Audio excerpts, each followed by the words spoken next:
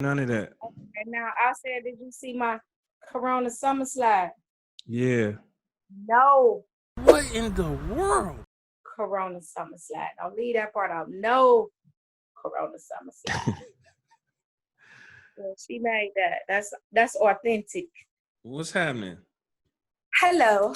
How are you, Mr. Collins? How you doing? I'm doing great. And what about yourself? Nothing. It seemed like you on 10 all the time. I, Um I am. I was trying to have my mans for you call, but I had another Zoom call. That's cool. Tell everybody real quick who you are and what you're known for. My name is Chrishawndra Matthews. I am the founder and CEO of Literacy in the Hood. Hood stands for helping out our disenfranchised.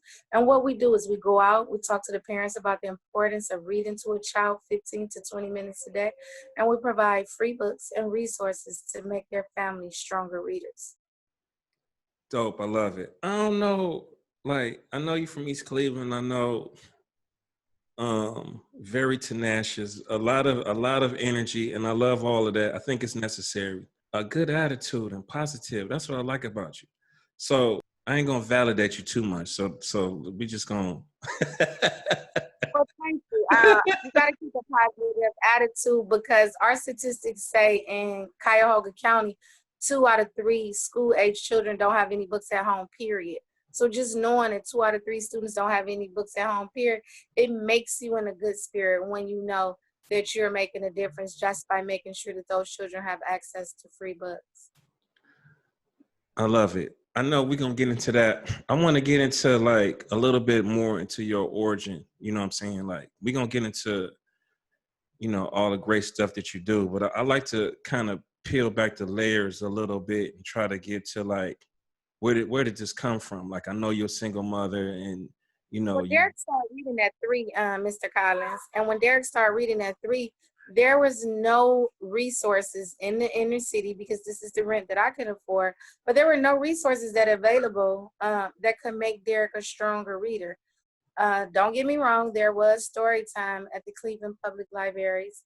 But what I would notice at those libraries was that they were dealing with behavior for maybe 15 out of the 20 minutes of the story time. So nothing really I could dive into that could help stir up this 3-year-old reader. 2 of the years I paid close to $300, sent them to Case Western Reserve for their summer reading program, but that's because I'm that type of mom. And I had to then think, what about the moms that don't have the money? And what about the moms that don't even know that Case has a summer reading program? And that was the fire up underneath my feet. let me ask you this, like it's just challenging, period.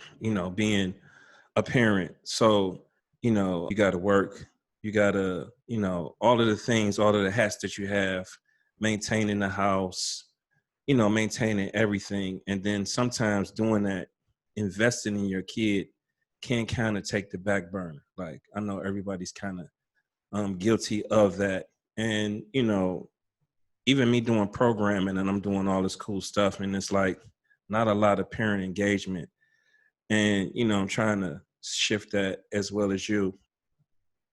So I forgot where I was leading to. I think I was saying that how do you get the energy or where did that come from to like look that woke you up to say, let me invest in my son because he's going to be a future CEO somewhere somehow. So let me invest in this time with him outside of all of the other stuff I'm doing. That makes Prior, sense. yeah, prior to starting Literacy in the Hood, I served when my son was young, few months old, few years old. I wasn't ready to go back into corporate. Prior under my feet for Derek, prior to starting Literacy in the Hood, I served with the AmeriCorps. And serving with the AmeriCorps, I was out in the community teaching financial literacy, workforce development, and job readiness. And while I was facilitating those classes, I began to learn what literacy in Cuyahoga County was and what it looked like and what it consisted of. And at the same time, I had this little baby that was under 2 years old, and I wanted him to be the opposite of everything they said what the literacy rates in Cuyahoga County was. And what the statistics at that time were for the school to prison pipeline. Right around the time when he was young, they started in Cleveland pre-4 P-R-E, the number 4, and C-L-E. That's all 3 and 4-year-olds go to school in the city of Cleveland for free to help them get ready for kindergarten. So little things like that is what I say when I say providing parents with resources, because a lot of times they think kids don't start school at 5. Well, in the city of Cleveland, your 3 and 4-year-old can go to school, not daycare, not Head Start, but to school. So letting parents know and are aware, how can their families become stronger readers, and especially if anything is free. When did you have that aha moment where I'm about to build this brand? And when did you see I'm going full steam ahead? When did that happen? You asked me that. While serving with AmeriCorps, you have to get what they call professional development hours. And at that particular day, I went to a Dr. Seuss birthday party, and it's generally around Reach Out and Read or Read Across America Day. They have Dr. Seuss birthday party. So anyway, they had this big to-do at Metro Health, and it was like all the educators and teachers and whatnot. And a part of the program, they had statistics on the board, and the statistics said the children that grew up in these communities, and they might have had East Cleveland, Cleveland, and maybe Euclid. And they started KRA, kindergarten readiness. And they went to school with this KRA score. But then it said children in North Olmsted, Pepper Pike, and so and so and so. They went to school with these KRA. And I mean, the numbers was just off. And I went home doing a research paper, it was a school project for me. And I was astonished by the resources that are available based on your zip code. Not only resources, your healthcare, the grocery stores, as well as the education is all formed on your zip code. So that's dope. So you moving and grooving, you handing out books, you're doing this stuff from the ground roots, in the car, books packed to the ceiling, like this is unheard of at this point. You on the news, you tell me some of the milestones that how long you been doing this? Going on 3 years now. I've had my 501c3. I volunteer for some of the biggest names in literacy here in Cleveland. I won't name any because there's not too many big names in literacy in Cleveland. And I volunteer for them. And what I notice is everybody want their own numbers. And it wasn't really anybody that.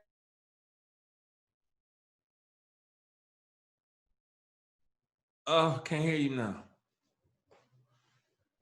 Damn, what's going on? I want to blame your internet. I want to blame your phone. I'll blame both. I got AT&T, and I might have T-No Mobile. So, however, you're a digital designer, so just make it stop and come back in like we ain't never. we just gonna keep it whatever gold nuggets come out of this. You know what I'm saying? We just gonna keep it. I know you can tell about. It's our literacy is underplayed because of our sports and our arts. So because of our sports and our arts, they don't talk about our literacy. But 66% of Clevelanders are functioning illiterate. And what I mean by that is they can't fill out a job application, a rental application, or read the RTA bus schedule. So now if you think about 66% at home with their children, what are they then assisting their children or helping their children with if they, in fact, themselves can't fill out a job application or a rental application or read the RTA bus schedule? So to me, that within itself is already a dilemma. So what I'm telling parents is read a kindergarten book to your baby, read a first grade book to your baby, read anything to your child, but allow your child to hear your voice reading to you. And when they begin to read, allow them to read back. Like it's a twofold. And if your child is reading 15 to 20 minutes a day, or if you're reading to them, you're going to see the results when school starts back.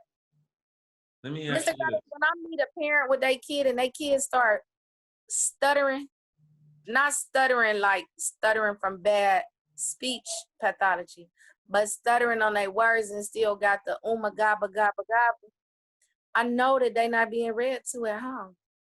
You can tell a child, you can tell as early as a 3 and a 4-year-old when someone, and it doesn't have to be the parent, when someone is reading to the child, because it expands their vocabulary and it helps them with their speech. It's a natural. Does technology make it worse now that we could just start type? So now I could just speak to Google and Google would just do stuff for me and just A search. little bit.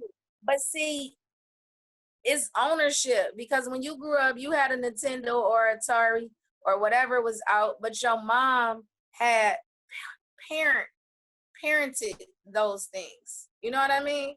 But but Today, what but what I'm saying is, like, before we had bookstores, really. You know what I'm saying? So now we don't got bookstores, so books is kind of like, you know, and technology making people, like you said, I'm sorry to cut you off, but I know it's a no, responsibility, but does these things make it even it makes it even worse. But when you're a parent that's concerned, whether, like, parents don't buy books, first of all, in 2020. So if you're in a house with readers, your parents buy books and y'all reading. But if you're in a house that's not conducive to reading, the children is not reading and the parents not buying books. So sometimes I just tell parents, a Black and Mild costs $1. The Dollar Tree got books for $1. So maybe just trade one of your vices for your baby. Or reach out to Literacy in the Hood. They won't come over your house, but they'll meet you at your stop sign and bring you some books for your baby. But the parent, it all lays in the lap of the parent, taking back ownership, wanting their child to be successful in school, wanting their child to overcome the barriers that school attached to them, called the third grade reading test or the third grade guarantee. That's an attachment. Like, my son just passed that test. That was a big part of, I am advocating in the community. So what else I got to do? I got to come home and work with him so he can then also pass that test. That's that first part of systemic racism, and people don't really understand. When you in a school with resources, they prepare you for those testing. When you're not in the school with resources, they put the test in front of you and they hope that you prepare. That's the difference. Yeah, I definitely witness to that because I flunked all my. That a little bit. I've been sharing also, I follow you on social media, and I thought that was a really, really nice post that you shared about the third grade reading test, and it speaks volume. Yeah, it's heavy. Talk about some of the programming you was doing. Like, I was involved with some of it, with the barbershop, with the news. You was kind of just really pushing the content. So having events, having the news show up, barbershop, free haircuts, handing out books with schools, handing out books like, yeah, you got your COVID mask on, you outside still handing books out, no matter just rain, sleet, or snow. You just doing this grind. And can you talk about that? Yes, well, the main thing during the grind and before the grind, we did Books and Cuts. Books and Cuts was an initiative where we went inside of the schools. We brought in the barbers from La Barberia Barber Institute.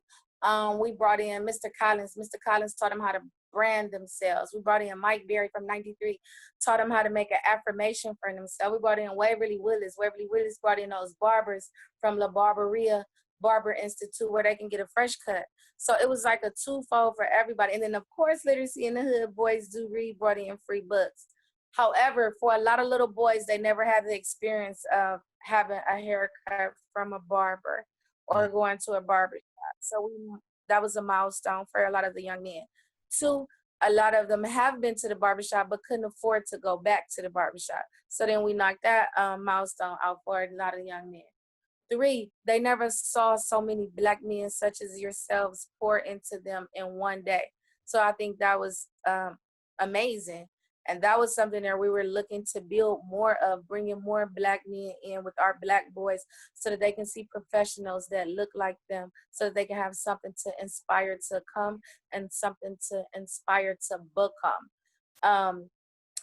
Next, we was also doing our little pop-ups. And what I mean by the pop-ups was just different various events. We did the rec centers, Some schools I started inviting us in, where we were literally just set up a table and just give parents and children access to free books. Last summer, I facilitated summer school and taught low-level phonics. Phonics isn't taught anymore in CMSD. So just doing the phonics, if you learn your phonics, you can learn how to read. So it's just so much low-level literacy that I was just helping on and working on. So when COVID came, it was like, okay, so you're going to stay at home with everybody else and say you closed?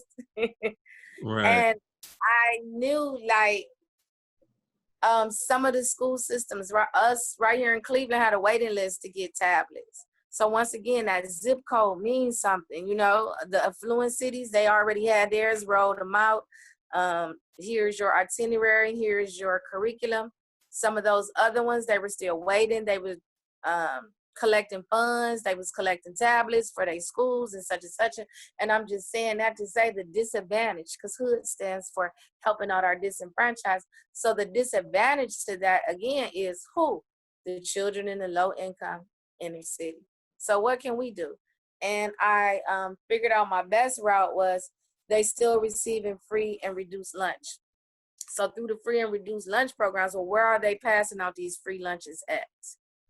And then following the CMSD website, figuring out where they at. And then the next part was who gives out the most?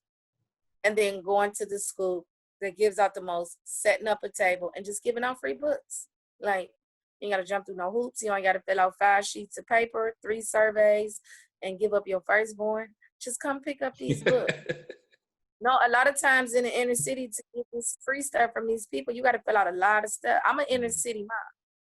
So a lot of things I frequented myself, a lot of programs I frequented myself, either with my son prior to my son, or I've at least investigated the program itself to see if it was conducive for both he and I. And a lot of things, you got to fill out a whole stack of paper, a few surveys, and give away something. And it'd be like, no, thank you. No, thank you. So, and that's another one of the disadvantages. So doing all this work, what does that do for you? How does that make you feel? I tapped into my purpose, and that's my purpose. So it's not a work for me. It's a fulfillment. It's a joy, because I figured out what God put me on the planet to do. And as I begin to fulfill my purpose, anything you do it's done easy. It ain't, you know, some days, don't get me wrong, it'll be winter, it'll be 6 inches of snow, and I'll be like, oh, I don't want to go give out these books. But it's bigger than me. And then when you see the joy and the excitement, you see the children at the table picking out the books. I can't trade that in. It's not a price tag for that. You've also seen the children say, I can have these books, meaning ownership, like something that they can have. And at those moments, I know it's bigger than me because they need me. It's nowhere in the city of Cleveland. Don't get me wrong, we got little free libraries. And you got different little institutions that might have some books laying around they may give you. But it's not an organization that's running that you can call, text, or email and say, can I have some books for me and my 4 children? If our children can read, they can conquer the world. If you can read, you can do your math. If you can read, you can do your science. If you can read, you can do your social studies. When you can't read, then you don't understand. Even if you have a math genius, you can have a math genius that's excellent with numbers. But when they can't read, they get the word problems. They can't get the equation out of the word problem, even though they're a math genius. So all of it leads to reading, no matter what they may be in. So all I do is when we say take back over parenting, all of our children got something they like: a phone, a tablet, a computer, a video game. Okay, some of us say, no, I don't have a TV in my children's room and I don't believe in video games in my house. It's some type of reward system, something that they like. Or it could be something simple as, mommy wants you to read every day for 20 minutes and tell me about the book. And on Fridays or Saturdays when I'm off, we'll go for ice cream if you wrote it down. It don't have to be a chore. It can be an excitement, but they have to know how to read. So sometimes I meet a lot of moms to say, I can't get my son to read. The hardest thing I can do is get to read. Then I ask them a question like, he have a video game? All of them say yes. I say, do he go to sleep at night? All of them say yes. When he go to bed at night, make the remote control disappear. When he wake up in the morning, mommy, you seen the remote? Sometimes I used to play that game with my son. I used to help him look for it. Right. After he read his book, it mysteriously reappeared. I love it. I It love it. wasn't a fuss. It wasn't a fight. But I know I need my Black son to be able to read. And when school starts back, I want him reading on that grade level and even better. I don't want him to slide backwards. Yeah, I love it. I'm an advocate for reading. I read a lot. Like I got tons of So if you books. have older children and younger children, that's the easiest for a parent. Okay, you tell your older kids, look, daddy needs you to read to them every day. And then you give them a time. Sit right here on the floor by me and read to your little sister. At the end of the week, you get her a reward for reading, or him, whichever one, a reward for reading all week to them. It's a twofold. The ones that couldn't read heard their big sister or their big brother read, so they got their reading. And then the big brother or the big sister that was reading to them, they got their reading in. It's a twofold. But I have to tell parents, we have to take back over parenting no matter what. If not, Well, it's gonna be an epidemic. Like, mark my word, today, 7/7, it's gonna, 6/7/6, it's gonna be an epidemic. August 27th when school starts back. It's gonna be, yeah.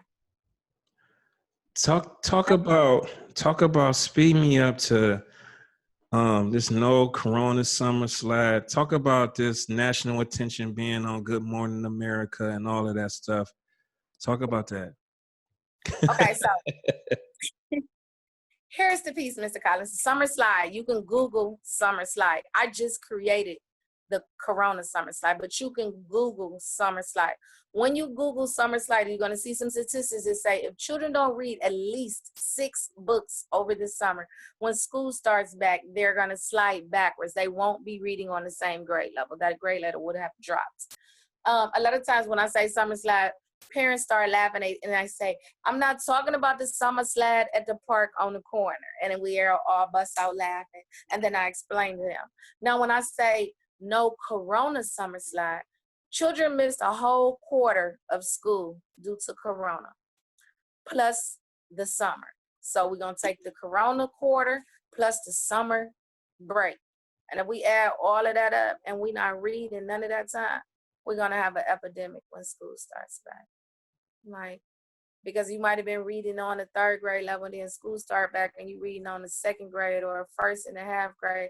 And then you're going to have them parents at the school like, no, my baby was reading, and it's going to not be nice. So I'm telling parents, one way to prevent it, even if the school sent those books home in the curriculum, is just to make sure that you know that they read for 20 minutes. I have books in the car. It take about 15 to 20 minutes to go from one side of town to the other side of town, from the doctor back to the house, from the grocery store to the, it take about that. Or if it don't take 15, 20, it take 10 going and 10 coming back. That's your 20 minutes for the day. As a parent, if he reads to me in the car when we get back home, he knocked it out for the day. For him, if he read in the car during the ride, he knocked it. Either way, it got to get done regardless of the fact. Or he going to be sad when we go home and I say, don't turn that game on, because he got to read. Right. That's dope. Love it. Talk about that national attention you got with being on Good Morning America. So, TV3 reached out to me and they wanted to be live on feet with me. So I took them down to Garden Valley while they do their food produce on Thursdays. And since COVID-19 is set up kind of like a drive-through, the food produce line. So what I did was set my table up to be a part of that line. So after the people registered and as they was coming to pick up their produce, I was like a little intersector right before you got the food, but after you registered, and literally just reached in a car and passed out books. As the car line began to back up a little bit, it allowed me to speak to the parents about reading 15 to 20 minutes. And what that window did from airing on TV3 is it opened up a window nationally so that they can see something locally that I was doing here in Cleveland. And from that, Good Morning America reached out, and then they wrote a digital story. They aired me live with TJ Holmes on the 3rd hour of Good Morning America. And then they wrote a digital story. And from the digital story that they wrote, it began to trend. And from that story, CNN called me, and they wrote a digital story. And Daily TV Media, New York, it's all, I just got 250 books from Vermont. And the phone just literally been ringing, Mr. Collins. both with donations for books, people asking how can they help. And we're also have a fundraiser on GoFundMe. I need a van.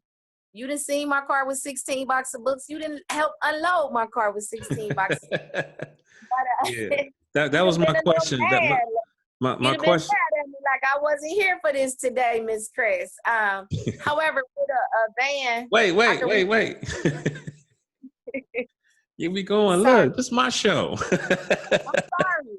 I'm so sorry. I'm No, sorry. you good. You good. You good. You good. No, I was, gonna set up the next question. Like, what can we do for you? What do you need to segue into the GoFundMe? You need a van, so go ahead, do your thing. Okay. Well, on the national media, one of the things that I really explained to them was the need to have a van or a truck. And the reason why I say that is my car can fit 16 boxes of books. If my son and I riding and going to the event, I can fit 20 boxes of books. But I'm thinking with a van or a truck, how many more boxes I can fit and how many more books I can distribute. Since COVID-19, I've passed out a few thousand books. I gave away just in the last couple of days over 2,000 books. I dropped off 600 to Wade Park Elementary. I dropped off 450 to JB Grill. They're doing lunch and literacy down there. I dropped off 200 today to 146 in Kinsman. Principals are calling me. Hold Schools. on. You was froze. So after Kinsman, you said what? Um, so it's bigger than Chrishawndra Matthews. It's bigger than Literacy in the Hood, because what I see now is principals are calling me, organizations are calling me, churches are calling me, summer youth programs. I'm just a vessel. Now I could say, yes, call to so and so and so and so, they provide. But what I also know is sometimes when you're running that program, you might don't have the opportunity to just leave. Or some people don't even know about those other resources where they could actually get some gently used books. So just being that vessel to pour these books out into the community. Love it. So, speed me up a little bit. Let's say you get the van, you got it beautifully wrapped with the branding on there. What do you see it going from here? Do you want a location, or you like being mobile like that, like a fleet of vans? Like, tell me what your thoughts is. Like, Eventually, two things. Two things. Eventually, I do see more than one van because we need to distribute that many books in the city. We have over 3,000 homeless students that attend CMSD schools. So if we gave 3,000 homeless students 2 books apiece, that's 6,000 books. So we definitely can use more than one van. That's just one entity dealing just the homeless students. Then when we get into the schools and we say 2 out of 3 children don't have any books at home, period, then you can say, okay, now I see why we could use more than one van, because you can hit the west and I can hit the east. And then thirdly, it's not just children at home, but it's children in homeless shelters, it's children in foster care, it's children at home with parents, it's children at home with single parents. So how do we reach that demographic? And it can't all come from my back seat. just a little off topic, but not off topic, but do you see yourself doing some writing yourself, writing a book, or having a kid's book since you? My son is in the process of writing a book with Bill Cotter. He's writing a book on bullying. I do see myself writing a book for moms, a self-help book, because one of the things that I noticed that I lacked myself while I was growing my business and building the empire is self-care. So I want to be able to be a vessel to pour back into moms and dads, because you have single moms and single dads, but really a self-care portion. Because sometimes we search for the bag and we in the grind for the bag, and what drags along is ourselves. Got you. I love it. Anything else you want to talk about? Anything I'm missing? I envision us having a storefront or a house, but a place where parents can actually come and pick up the books. a place where parents can come and get a story read to them, a place where children can come and learn and feel comfortable and safe in an environment where they can get books and get resources to become stronger readers. We don't have anything like that in the city. I think what people don't really realize is that, you got two different classes of people. You got poor people, you got successful people. And I think, well, not that I think, that I know that reading is among the successful people. So if you want to be successful in life, you have to read. And I think once you do it, it'll change your life. It definitely changed my life, and still is. So I can't speak highly enough about reading and how important it is. So I think I'm going off topic. I'm about to start rambling. That's cool what you were saying. Just to piggyback off what you're saying, do you see yourself doing some like workshops and stuff like that too? Like, well, a lot of a lot of other people don't know, but I help with parent engagement. A lot of times at the different schools when I go to speak, they invite me back and they say, "Oh my God, we need help with the parent engagement piece." So what I do is help them raise their numbers with amount of parents that attend their parent meetings or however they set it up. Each school is different. But a lot of times, parents are working, some parents are busy, but a lot of times it's the awareness piece. And so that's the piece I want.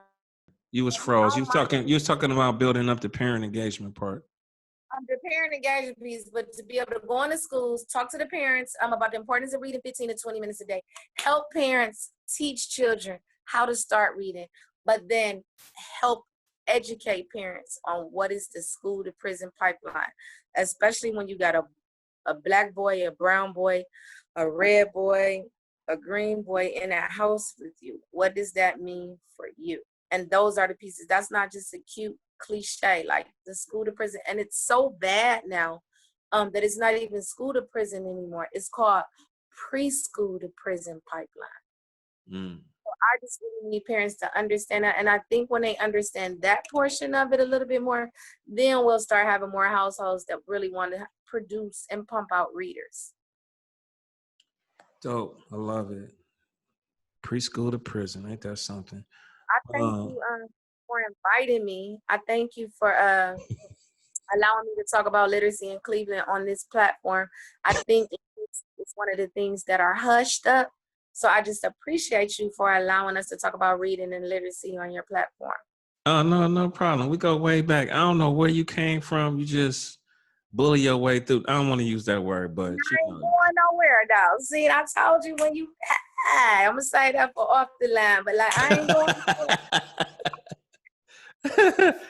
That's what they want. They really want that. When I met you and you gave me your number, I said, "Are you sure?" And you was like, "Yeah, hit me up. I love to do something like that." And you see, here we are a year and a half later, and I give you a little couple weeks. I'm like, he building his house over there. It's COVID-19. You know what I'm saying? He quarantined with the family.